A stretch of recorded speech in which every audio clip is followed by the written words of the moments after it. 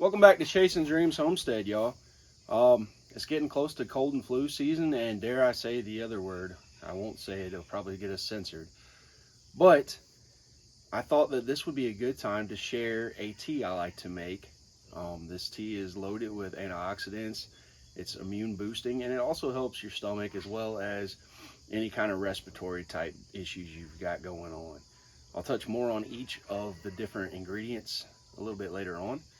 But to start out, this is how I do it.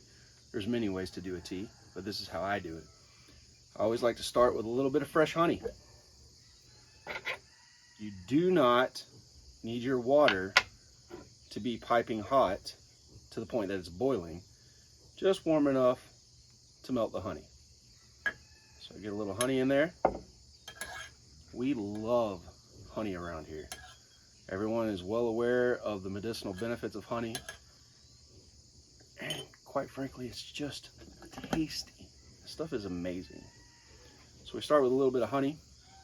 I almost missed out on the beauty of these, and that is due to the hectic time of year that they start to bloom here in southern Indiana. These are elderberry flowers. Now, when you are harvesting your ingredients for your tea, you do want to make sure that they are free of any bugs. Now, as a dad, I like to joke and tell the kids it's just more protein. But the reality is, there are some bugs that would be harmful if we digested them because they have a toxic nature to them. So we try to avoid getting bugs in our tea. These babies are almost done blooming though. Like I said, I almost missed them because of how hectic things are during the harvest. It's just easy to overlook some of our many blessings around the homestead. So our elderberry plant, the flowers are starting to fall off, and I was lucky enough to catch a few before it was done. Now, before I continue to add more ingredients, this is not boiling, but it is warm. So I want to go ahead and add some warm water so that it can start melting that honey.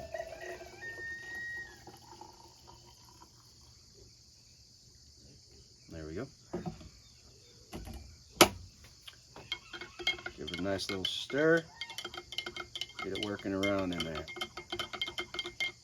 Now the next ingredient I use are the flowers from our basil plant. Now early in the season, I remove the flowers as they start to come on the plant so that the plant develops more and becomes bushier and gives us a larger yield.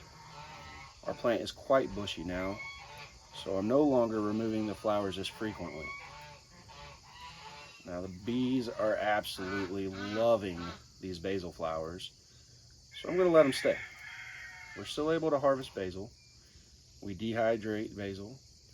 We're going to try our hand at making some basil pesto shortly as well. We save the basil so that we can use it throughout the winter and have that herb in our kitchen. The next one, rose petals. Aren't these beautiful, y'all? A lot of folks are unaware, but rose petals are also loaded with nutritional benefits and deemed medicinal. So we add some rose petals to the tea. And again, the tea is not prepared with boiling hot water, simply warm enough to melt the honey. Now, as I'm taking these rose petals off, the first rose petal, or the first rose bloom I should say, did not have any brown spots. This pink one has a few brown spots, so I'll avoid putting those in the tea. All right, we get those in there, give it a nice little stir. And we're gonna let that steep.